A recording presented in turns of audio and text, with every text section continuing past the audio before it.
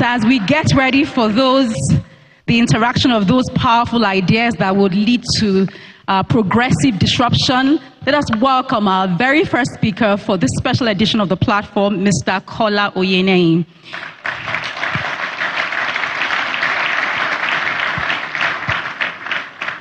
Those hands are from LinkedIn. Kola Oyeneyin is a serial entrepreneur, Pan-Africa advocate, innovator, and investor, CEO and Chief Investment Officer at Opportunic Global Fund. Mr. Kola is also co-founder and partner at Volition Capital, a private equity company, and Volition Blue. As an impact-oriented business leader, he has founded multiple thriving businesses through Vineyard Group, a venture creation and investment company focused on investing in people and impacting lives. He has led Vineyard Group for over a decade, during which it was recognized as one of the 100 companies to inspire Africa by the London Stock Exchange Group in 2019. Kola, who holds a degree in computer science from the University of Nottingham, UK, recently concluded his master's degree in public administration at Harvard Kennedy School, and as a Mason and Glitzman Fellow and a Fellow of the Harvard Center for Public Leadership. He was honored with the Eric Yankert Award for distinguished contribution to the Mason program and Harvard Kennedy School. Kola continues to balance his entrepreneurial passion with his nation-building drive and an unwavering commitment to a family while being very active in his Christian faith. Please welcome to the platform, with a warm applause, Mr. Kola Oyeneyin.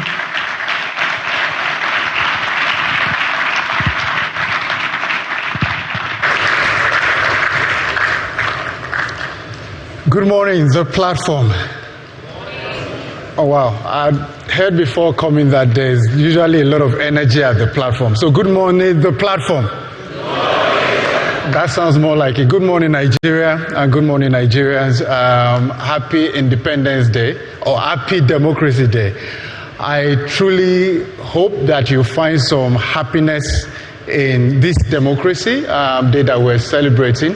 And I do hope that as the years come along after the first 25 years of democracy, it becomes happier and happier as we get along. First, Your Excellencies, both the ones that I have the honor to share the platform with today and those that are present in the audience or connected online or on TV, and also my colleagues or seniors at the platform, like the ones who are veterans on this platform and consistent speakers. It's an honor to stand here today and share the platform with you. I want to especially recognize and appreciate the man who this morning I was asking him that how do you do it? How do you pack so much into your, because as far as we know, you were on the train somewhere yesterday outside of Nigeria, and this morning you are sitting in Ikeja hall here. Let's celebrate the man who does so much for Nigeria, but more importantly also for our faith globally. Let's celebrate Pastor Oyeneyin and his beloved wife, my very dear sister, Pastor Oyeneyin. I think we can do better than that. Thank you for all you do, and thank you for the addition that you have added to Nigeria's growth and development. All right, I have a very long way to go today and a short time to get there, so I'm going to move very fast. The challenge of having to speak on such a potent topic and to combine democracy, which is a very, very big topic on its own, and free market, which is also another very big topic, is that you're caught between two worlds. And so you have to find where you want to really stay. So today I've decided to park my bus at the free market area.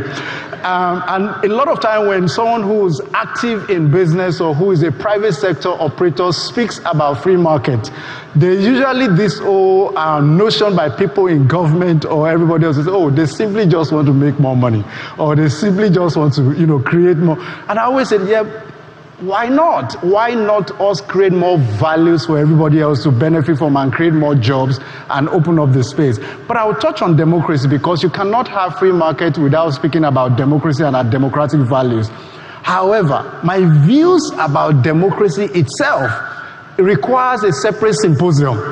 And whether Nigeria should be a democracy or not also requires a separate symposium. So therefore, maybe another platform will be created for those who will speak on that, because there are views around what kind of democracy should we be running. So I want to subtitle what I'll spend the next few minutes talking about, which is around the bread, the baker, and the bakery. The bread, the baker, and the bakery. About 5 years ago, I got to a point in my life, and for those who know me prior to now, beyond just being a private sector operator and being a faith person, is that I have, by the grace of God, done a few things in sort of like nation building space. Some of us got burnt after many things that happened in Nigeria in a rather short life. And so by 2019, I completely was tired. I said I had no idea what to do as far as Nigeria is concerned anymore. This thing had become what you call in an economic environment, what you call a wicked problem. A wicked problem is a problem that has defiled many solutions where it's hard to solve. I said, okay, I must need a new kind of understanding. So I left Nigeria for the second time. I said I must go away for about a year plus to go and just get educated. They must have solutions somewhere. So I went. And so I was in class just like you're seeing here, and I remember, everybody was going around the room to share why they are here. And I come from 125 different countries, different people. And I'd come from Nigeria as one of the only two people that had come and spending a year to understand how do we go back and solve this thing called Nigeria. And so they asked, why are you here? And I said, well, I came for answers. I said, okay, answers to what? I said, well, answers to a problem that has defiled a lot of logic. I said, where are you from? I said, I'm from Nigeria. I said, oh, wow, Nigeria, we are looking for answers too. I said, you guys are looking for answers to that? I said, yes. I said, because based on everything that we know and see and the indices that we have, Nigeria shouldn't be where it is. So we are hoping that you'll be able to provide us some answers. At that point, I said, sorry, can I get my money back? Because obviously it now means that I'm not going to get the answer that I want. But let me quickly, so because of that, I spent a year and of course got on play. But what I did get was the ability to ask better questions. The ability to say that maybe we have been asking the wrong question as far as Nigeria is concerned, but the ability to ask better questions. So therefore, on this one I have on the screen there something that is common to many of us: bread. Bread is an important part of our lives. And bread means different things to different people. Bread, to you, some people, is fuel they put in their car to help them get to work to go and look for bread for the day. But you see, bread was so instrumental in France, and I'm using France in 1978, in 1789. And it led to a point where it created the price of bread becoming highly inflated, led to a major riot in France that led to what you call the French Revolution. And from a statement that was made by the then queen to say, why are the Parisians asking for bread? Tell them to eat cake. Meaning that whatever they can find to eat, let them eat. And so the Parisians said, is that so? And so they marched to the palace, and we now know the rest is history as far as that is concerned. Give us this day our daily bread. It's a prayer that is actually common across different religions. Pray differently. But bread is an essential part, meaning that in life, if you are an inability to access what to eat, it's a major, major, major problem and dilemma for people. Now, the price of bread in 2024 is approximately 1,800 naira. And this same price in 1979 apparently can buy us a Peugeot 504.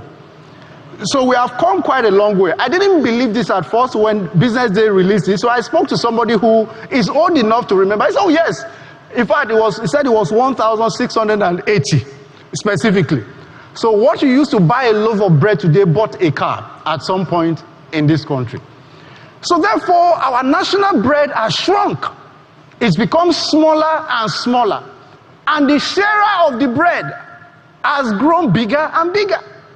We were 125 million when we came into democracy. We are 220 million people today. And we're sharing from a small piece of bread called GDP. Can I have my guys, please? The GDP of Nigeria, at some point we were number 4. So we were number 1, and we were $450 billion that we were earning. It was being shared by almost 200 million people. Now we are down to 250 something million in terms of what we're getting. Is it enough? And we are growing in population. So therefore, ladies and gentlemen, I have come to show us our national bread.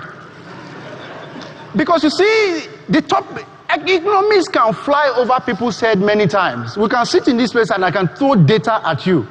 And you leave wondering, what have they just described to us? So this is our bread.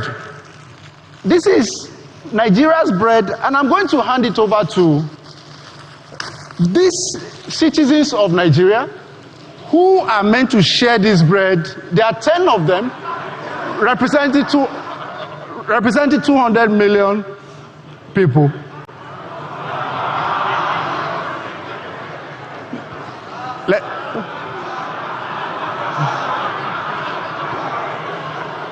All right, share. Let's pass it on.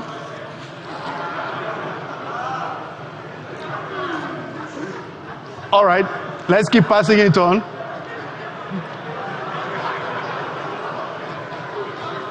Well, ladies and gentlemen, I think you get the point.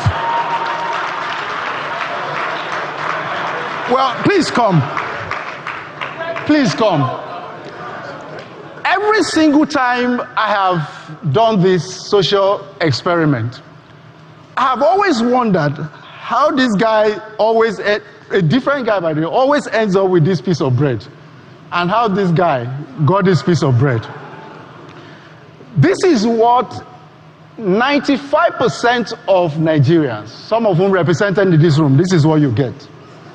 Do you agree with me? Yes. This is what the 1% of the 1%, this is what they get. What 7 of them didn't know was that prior to this, these 3 people came to come and meet me. They had a conversation with me as I came into power, and they seized my government, called state capture. And I told them that as we are creating value, the value will be passed to you. Take as much as you want out of it. The rest, these people can share. Can you see the result? See what 3 of them have, see what 7 people have. That's why the national bread can never be enough. It cannot be enough because the bread itself is not enough to share. But when you then have a system that is not a free market economy that allows for demand and supply to happen, that allows for value creation to take place freely without the intervention of somebody somewhere with a piece of paper and a pen, letting these people take a lion's share, of course, they will always get a shorter end of the stick. Where we want to get to is a world where perhaps he has enough, doesn't need to be rewarded. Please take. Perhaps they need to then be rewarded equally across board. And maybe we will live in a more equitable and, he said, okay, he said he won, all right. I'm bonus. Thank you very much. Thank you.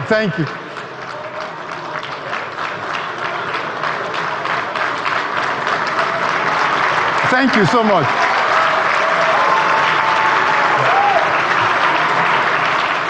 So, thank you. If you don't take anything out of here today, please remember this very well. That the idea of democracy, no matter how we define it, if it's not delivering equity and justice, it is no democracy. No matter how we define it, if democracy is not delivering equity, as you saw in the end, it's not a democracy. So I'm going to jump over the definition of free market. Those are things you can Google. And really ChatGPT can describe it better than I can do now. So, but the key idea is that number one, it ensures freedom, exchange of goods and services, and it allows competition. Let me give an example quickly. The bag of cement is 10,000, almost 10,000 naira today. Free market economy should allow someone in this room who has found a system that exists somewhere in the world that allows for them to bring cement into Nigeria. Follow me? Because some people talk about why we importing certain things. Again, that's why I said, there's no time to unpack it. But that if the landing cost plus duty would deliver to Nigerian builders and users of cement at 5,000 naira, half the price, should they bring it in or not?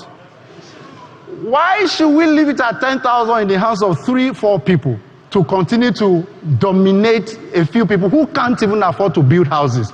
And we say we operate a free economy. Do you understand what I'm saying? So that's why that freedom of exchange of goods and services, as long as we keep our trade balance, our trade result report balanced, then there's no issue with free market in terms of import and export. Let me move quickly. Adam Smith, who purported the idea of free market, introduced a concept called the invisible hand. It is the invisible hand that ensures that government stays out of business. The business of government is not in doing business, but is in enabling businesses to do business. Let me repeat myself.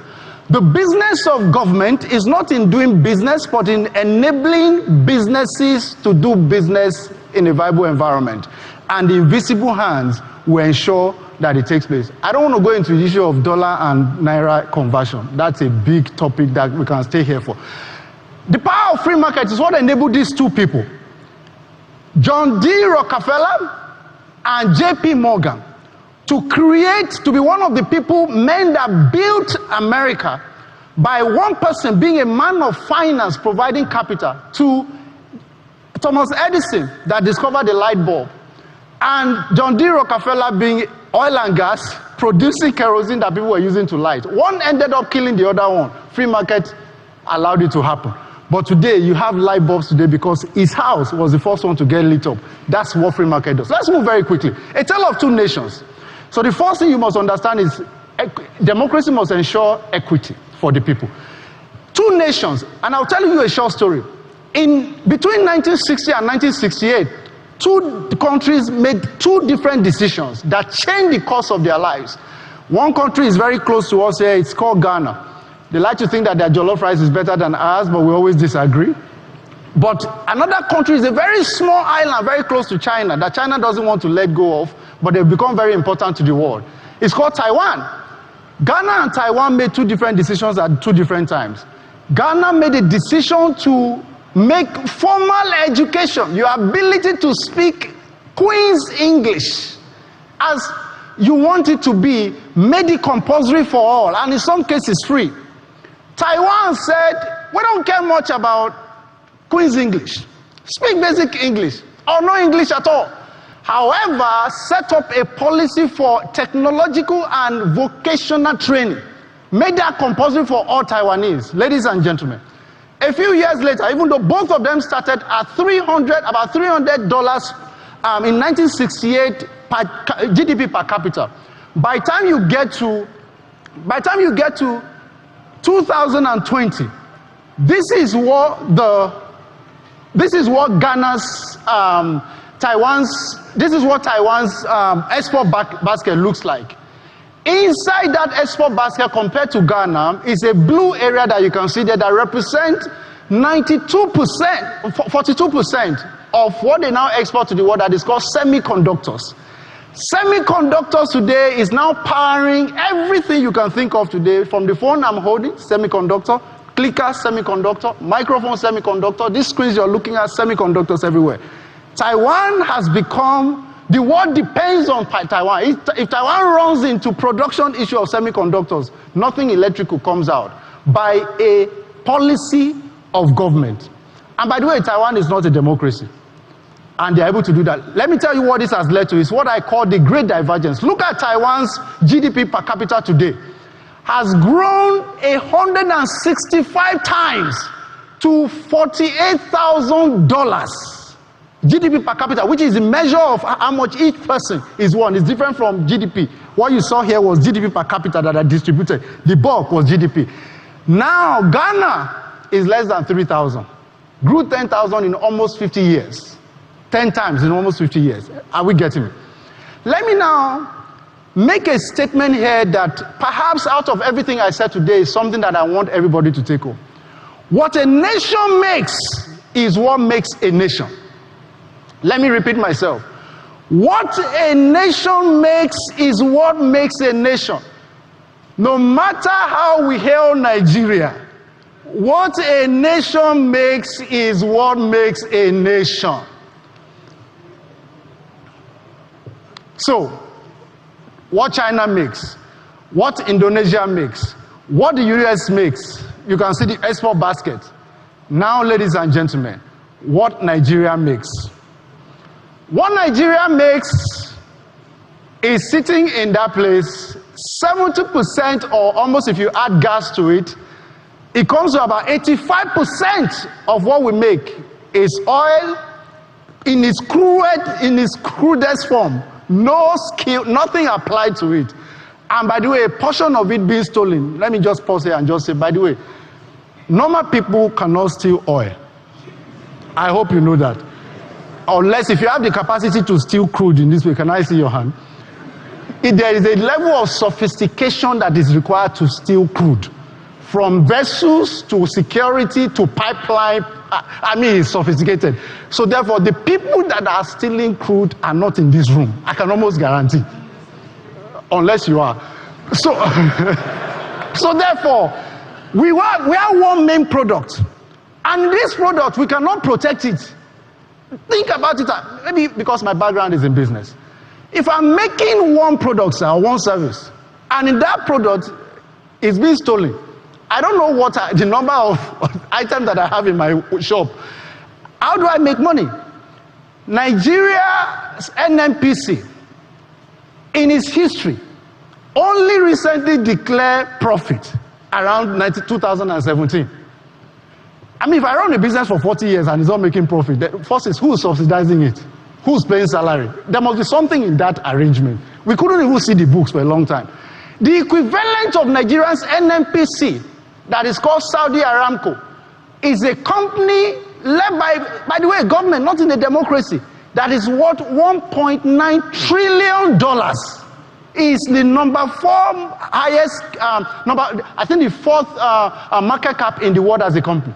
Saudi Aramco. The same oil in the hands of Saudi is different in the hands of Nigeria. Let me move very quickly. We don't have time to listen to this video, but maybe it will be shared with us, and then let me move very quick. That's a video that shows how Saudi monitors every drop of oil that comes into the country. As I begin to wrap this up and maybe deliver where I'm really going today, 25 years of democracy is a very long time. A lot of things didn't exist 25 years ago. Google was barely a year old in 25 years ago.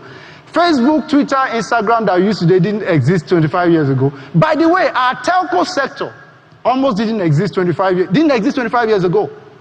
130 million Nigerians didn't exist 25 years ago. A whole financial payment system didn't exist 25 years ago. So 25 years is a very long time.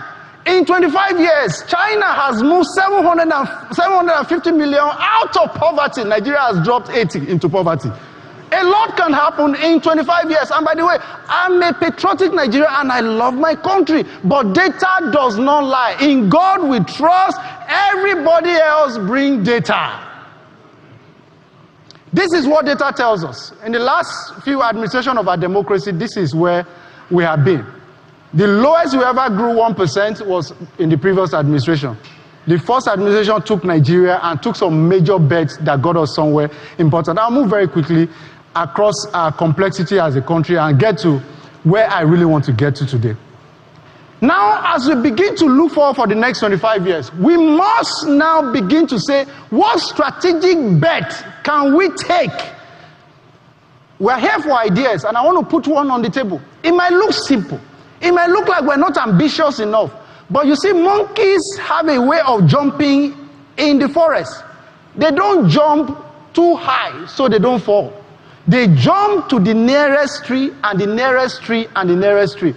Nigeria, consider yourself a monkey that must jump from where you are to another tree that is closest to you, low-hanging fruit. So I present to you $100 billion idea that is right in front of us. There's this young man that I like quite much. Some people that are here might know him. Interesting guy. His name is Lai Wasabi. He represents what I like to call the creative, and by many of them, creative economy in Nigeria. This is an economy that potentially can add $100 billion to our GDP, this is our bread, by 2030 if we do get a few things right. It cuts across from movies to fashion to photography to painting it cuts across, and we've seen us try to generate, the global industry is about $3 trillion. Africa contributes about $70 billion. Nigeria, reportedly by NBC, has earned about $15 billion from creative economy. What I'm saying is that can we 10x it in 6 years? I believe we can if we're serious. What do we need to do? Number one is driven by young people and global audience and their desires. So therefore, their key enablers, data, technology, free market must be allowed. Free tax system. Look, taxation is not a pathway to prosperity of any kind. Don't tax the people to death. Don't just let the poor breathe. Let the poor thrive. Let the poor become prosperous.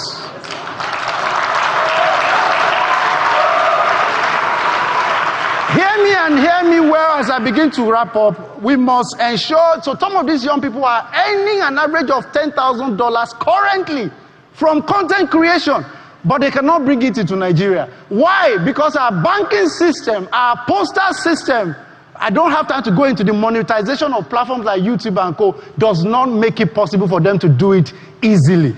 If I were government, what I'll be doing is what do I need to enable to ensure that I'm CBN governor, I'm looking for dollars, but there's dollars sitting abroad that can't come into Nigeria. How do I enable it to come in? And then I must get my ambassadors and embassies to now begin to speak about Nigerian culture and Nigerian content and Nigerian music and Nigerian fashion and Nigeria, everything Nigeria, and that becomes what I focus on. Ladies and gentlemen, I now present to you the new economy of Nigeria, and the people that must bargain for this to happen are the people that I call the soft bands of Nigeria. These are people who have a responsibility to not just live a soft life, but to ensure that they now begin to go into government and bargain for development, not bargain for self. Bandits are the ones with guns that go around and make headlines. But you see, they are economic bandits who use pens to move state funds into private pocket. Have a wonderful day. God bless you. Thank you.